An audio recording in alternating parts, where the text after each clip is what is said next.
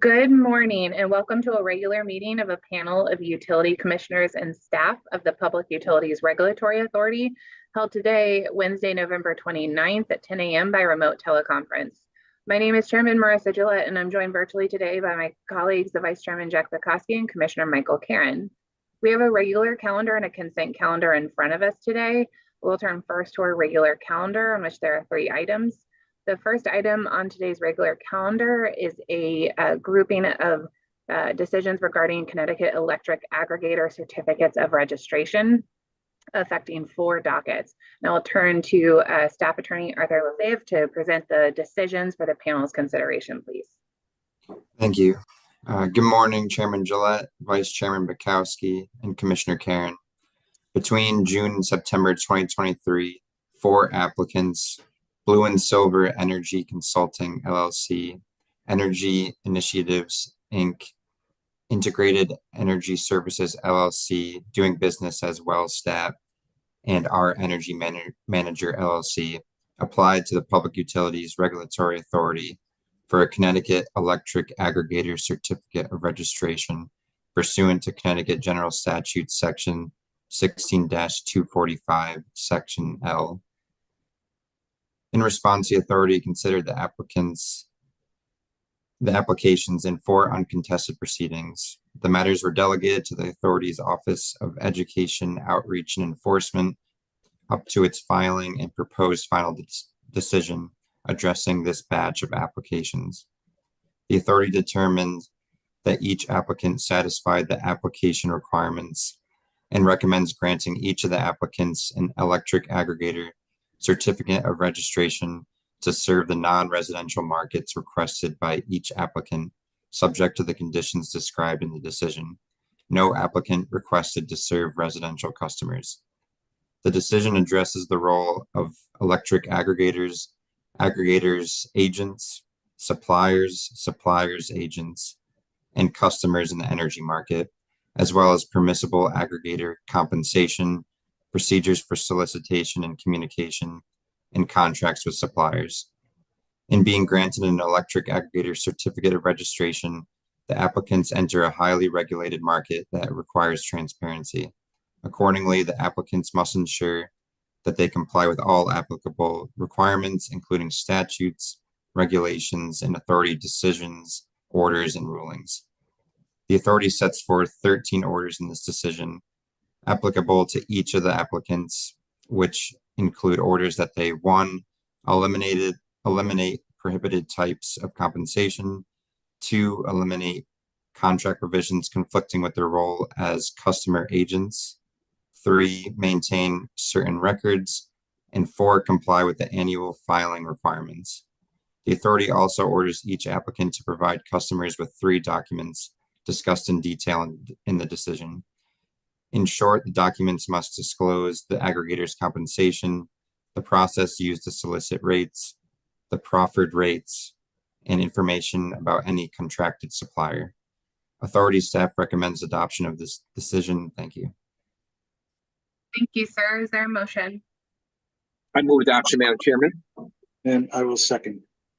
Thank you. The decisions have been regularly moved and seconded. If there are no questions or comments, I'd ask Mr. Bumpin to please take the roll. Chairman Gillette, Yes. Vice Chairman Bukowski, Yes. Commissioner Karen, Yes. Thank you. The decisions have been adopted. The second item on today's regular calendar is docket number 230805, the Annual Energy Storage Solutions Program Review, Year 3. And I will turn to Authority Staff Molly Charles to present the decision for the panel's consideration, please. Good morning, Chairman Gillette, Vice Chairman Bukowski, and Commissioner Karen. The final decision in docket number 230805, Annual Energy Storage Solutions Program Review, Year 3, enacts updates to the Energy Storage Solutions Program to ensure that the program is best aligned with the program objectives. Pursuant to Public Act 2153, the authority developed an energy storage program titled Energy Storage Solutions, or ESS, so that Connecticut ratepayers could benefit from electric energy storage projects. The annual review process for the ESS program was first established in a final decision dated July 28, 2021, in docket number 17-1203 RE03. Today's decision marks the conclusion of the Year 3 review of the ESS program.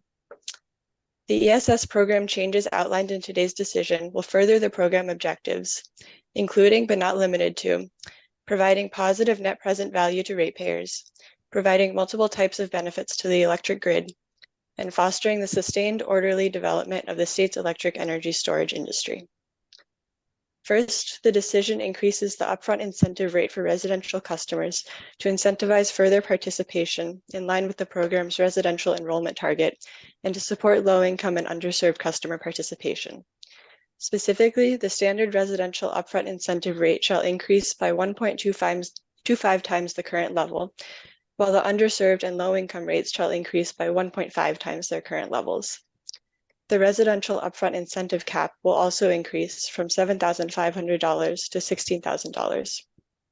In addition, the decision authorizes changes to simplify the enrollment process by removing several documentation requirements and by modifying inspection notification procedures. The decision also establishes an application process working group to recommend further improvements to application procedures, including the eligible contractor application. Further, the decision approves adjustments to the equipment eligibility requirements. In particular, the decision relaxes the battery data latency requirement from 15 minutes to monthly latency and expands the number of energy storage technologies eligible for the program. Finally, the decision makes several other important changes to further the program objectives, including extension of project completion deadlines and approval of additional project extension requests if new criteria are met, addition of a grace period for the Grid Edge upfront incentive adder, approval of a marketing plan targeting high emissions differential areas, and adjustment of the critical facilities definition to align with the statutory definition. Authority staff recommend approval of the final decision in docket number 230805. Thank you. Thank you, Ms. Charles. Is there a motion? I move adoption. And second. Thank you. The decision's been regularly moved and seconded. If there are no questions or comments, I would ask Mr. Compton to please take the roll. Chairman Gillette, Yes. Vice Chairman Pekoski, Yes. Commissioner Karen, Yes. Thank you. The decision has been adopted. The third item on today's regular calendar is docket number 230806, the annual EV charging program review, year 3 review, and we'll turn to authority staff Danielle Shalhoub to present the decision for the panel's consideration, please. Good morning, commissioners. In this decision, the authority approves updates for year 3 of the statewide electric vehicle charging program established in the final decision of docket number 171203 REO4 and administered by Eversource and the United Illuminating Companies. Pursuant to section Roman numeral 6F of the EV decision, the authority initiates an annual docket to review key program metrics and to make strategic adjustments to ensure 1, continued alignment with the program objectives established in the EV decision, and 2, that the program is on track to meet its deployment targets. This decision is the third annual EV charging program review and summarizes implementation data from program years 1 and 2. Based on stakeholder input, key elements of this decision include approving additional increases to EVSE deployment targets for multi-unit dwelling and DCFC program areas, as the original 3-year targets have been reached.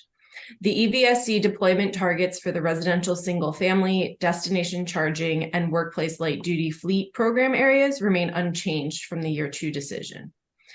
The authority also directs the EDCs to revise the modified DCFC prioritization matrix to instead propose values to the underserved community prioritization factor that will result in approximately 40% deployment in underserved communities, which is consistent with the Federal Justice 40 goal while minimizing program costs.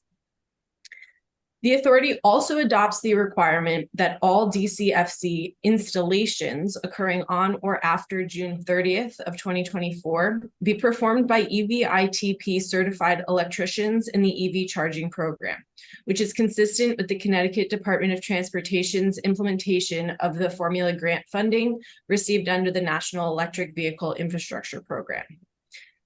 Additionally, the authority directs the EDCs to utilize the direct-to-driver option for the multi-unit dwelling managed charging pilot, which will provide a simple solution for a wide variety of MUD scenarios, and has a greater capacity for long-term scalability than the other proposed options.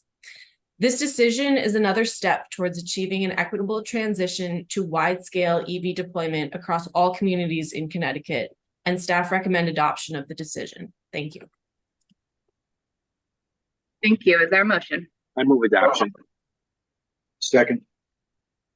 Thank you. The decision has been regularly moved and seconded, and I want to commend the staff, both Ms. Shalou and her team, as well as Ms. Charles and the other members who worked on today's annual program reviews. I think we have one more maybe coming next week for our Shared Clean Energy Facilities program, but otherwise have made it most of the way through our annual program reviews for our Equitable Modern Grid and Clean Energy programs, and it's been quite a haul. So I want to commend everyone on their continued work on this, especially in recognition of both of these programs being well on track and demonstrating that there is a solid workable plan to deploying storage and light duty electrification charging stations in this state. So thank you very much.